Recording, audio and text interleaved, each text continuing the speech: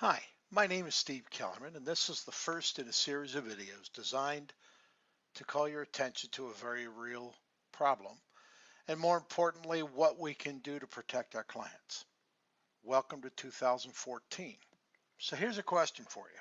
What's changed? The answer? About everything. Okay, we'll get rid of the drama, but let me explain why your buyer with a 700 FICO score probably needs credit repair, or at least what I like to call a credit intervention. Not too long ago, we were all conditioned to think that once our FICO score reaches 700 or higher, then we have excellent credit. Well, in 2014, that's just not the case any longer. The bar's been raised.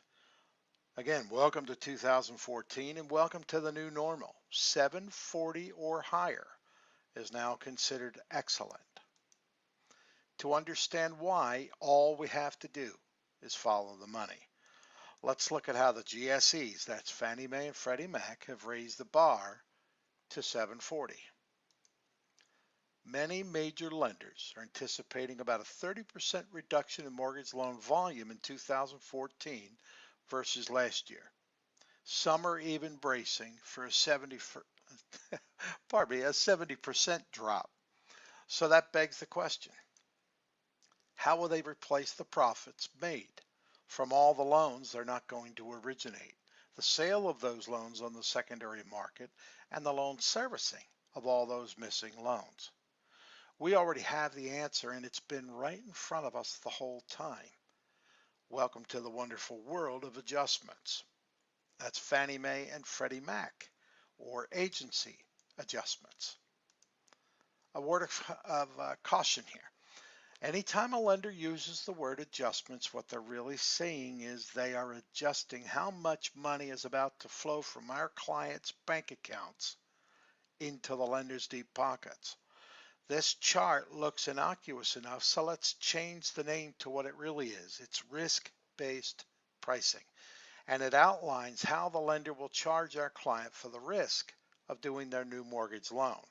We'll also dollarize what the lenders are really up to by converting the percentages into dollars. So here it is. Here's how the lenders, the GSEs, the agencies are going to replace their missing profits. These charts started showing up on our pricing sheets just a few years ago, and they do vary slightly from one lender to another, but we'll need to watch these closely and look for continued adjustments. We'll leave the chart up as we illustrate the point with a few real-life examples. We've added some purchase prices along with an 80% loan. To start with, let's go back to the idea that a 700 plus FICO score needs credit repair. Well, repair might be too strong a word, so let's call it a FICO score adjustment. In this example, your buyer is buying a property for $375,000 with a new loan of $300,000. They have a FICO score of 718, for which the lender is going to exact a fee of $3,000, and that's in addition to all other normal closing costs. The good news here is that with just a few months lead time, we may be able to suggest a few adjustments of our own to save this client as much as $2,250. In the next example, let's say you've got a buyer for a home of $625,000, again with a 20% down payment, and this client has a 686 FICO score. By the way, that's the national average.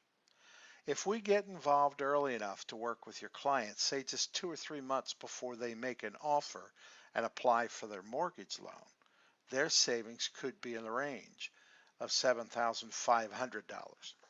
I know it sounds incredible, but that's the big reason why we wanted to get the word out about these lenders' adjustments. For this last example, we have a first-time buyer. And again, as incredible as it sounds, the stakes for them is even higher. In part because of their FICO score, it's lower. With the help of gift funds from family, they're putting 10% down. Their 657 FICO score is going to cost them dearly. unless we can get involved with them, say 3 to 4 months ahead of time.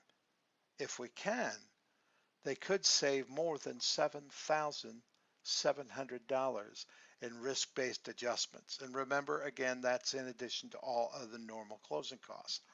So what are the real takeaways here? They're pretty simple.